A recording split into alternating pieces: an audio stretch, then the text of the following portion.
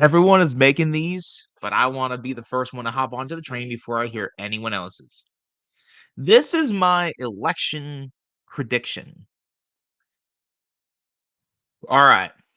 So I genuinely think that Kamala Harris, if you had told me before the Puerto Rico thing, and if Project 2025 had not been made public, I would have told you that Trump barely ekes out a victory, like 272 to 273 electoral votes to like 267, 266, like something crazy like that, right?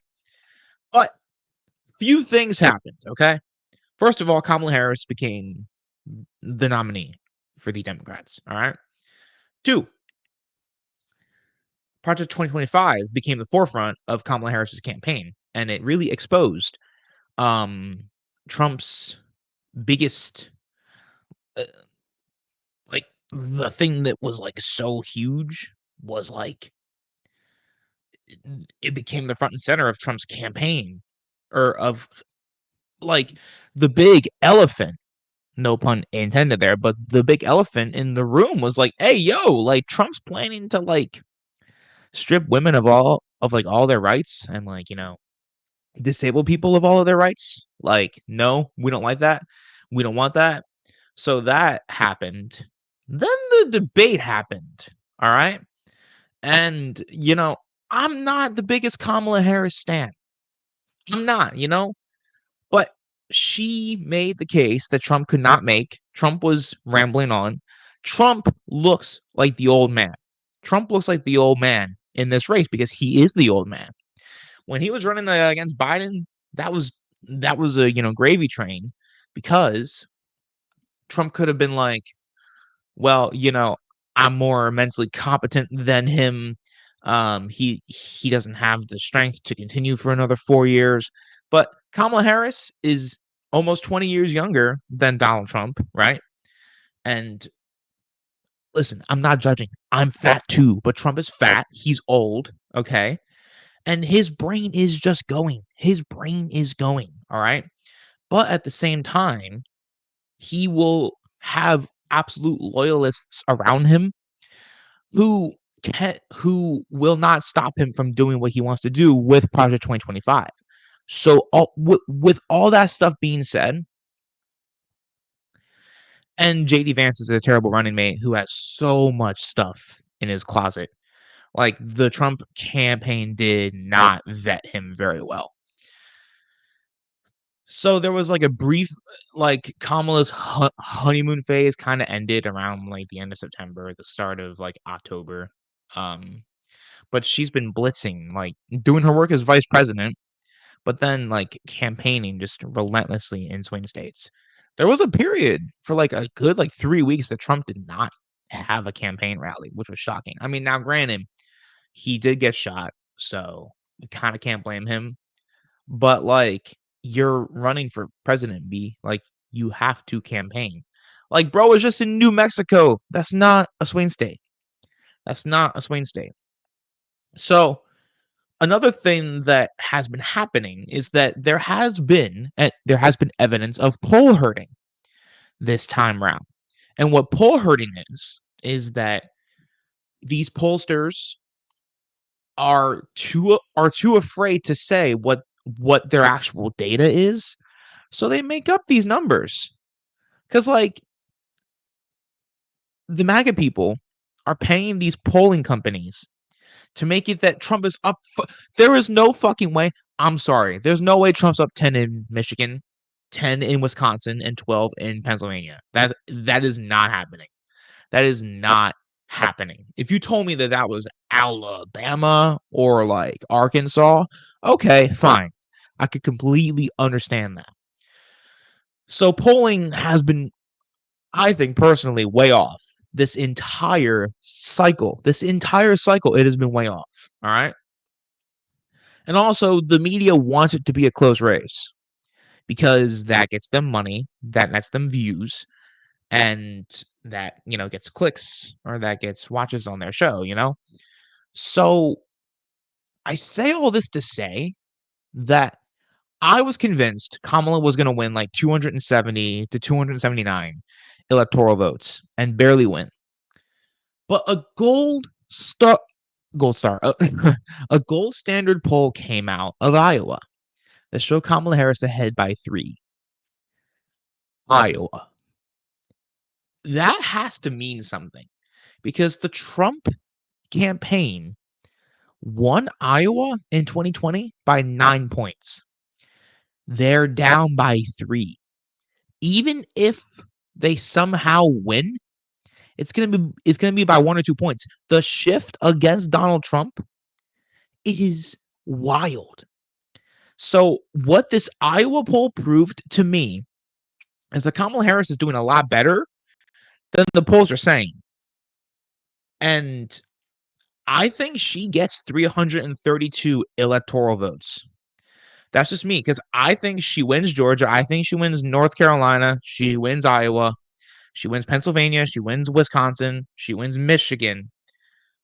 She wins Arizona and she wins Nevada. Stop it with this whole she's flipping Texas and Florida nonsense. She's not flipping Texas and she's not flipping Florida. It's not happening. Next election, depending on who the Republicans run, maybe, but not now. It's not happening. Okay. She's gonna have a 2012 Barack Obama victory.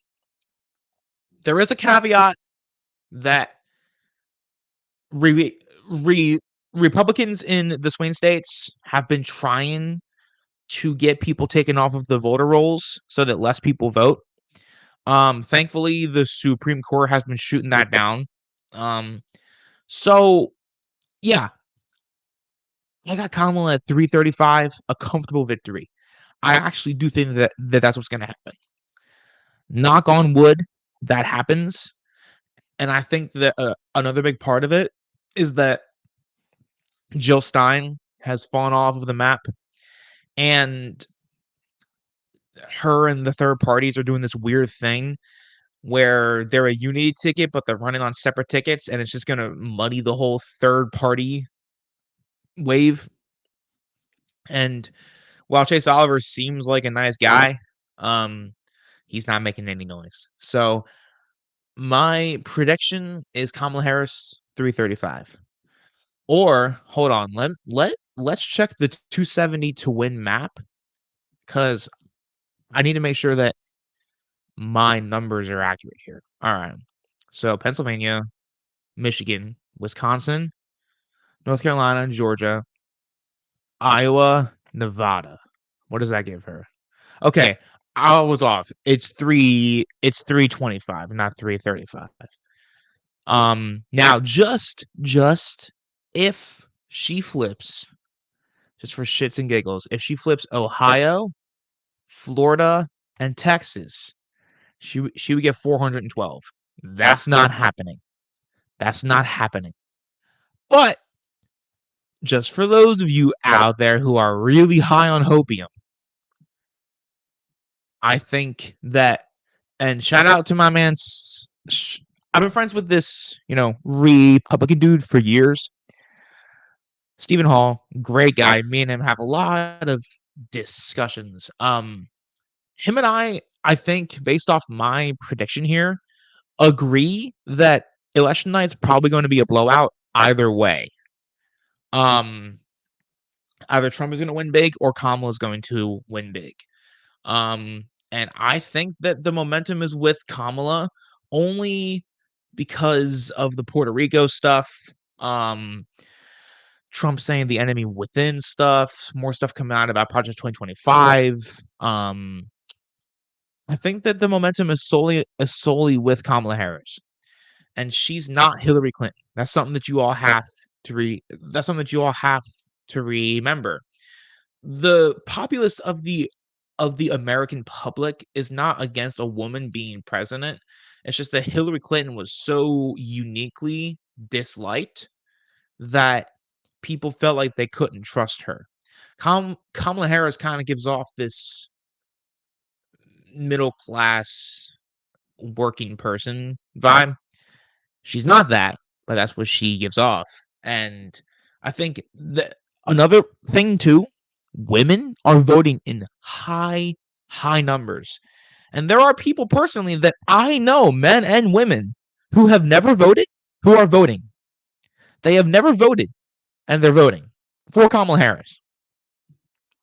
And there are people, shout out to my editor on my main channel, right? Who, respect to her, was a Trumper. Was. Notice I said was. You know what changed her? She found out about Project 2025. And she told me herself she's voting for Kamala Harris. Okay? A lot of people are changing to voting for Kamala Harris because Trump is too extreme. Trump is too extreme. There are Republicans who I know personally who are voting for Kamala Harris, who voted for Trump in 2016 and 2020, who are voting for Kamala Harris now. There are no people who voted for Hillary Clinton and Biden that are now voting for Donald Trump. That's not happening. And the independents who Trump needs to win, he is down by 40 points because they don't like his January 6th talk and they don't like his abortion rhetoric. Because you can say what you want about abortion, but your piece of legislation that you are solely involved with, it is your manifesto for the future, completely bans abortion, contraceptives, access to women's products, like just like it, which I don't know how that would be legal, but miscarriages would be a felony. What the type of shit is that? Miscarriages would be a felony? I think the chickens are coming home to roost. I think that Vice President Harris gets 325 electoral votes, and I think she wins very comfortably. And hopefully we put an end to the Trump era. Hopefully.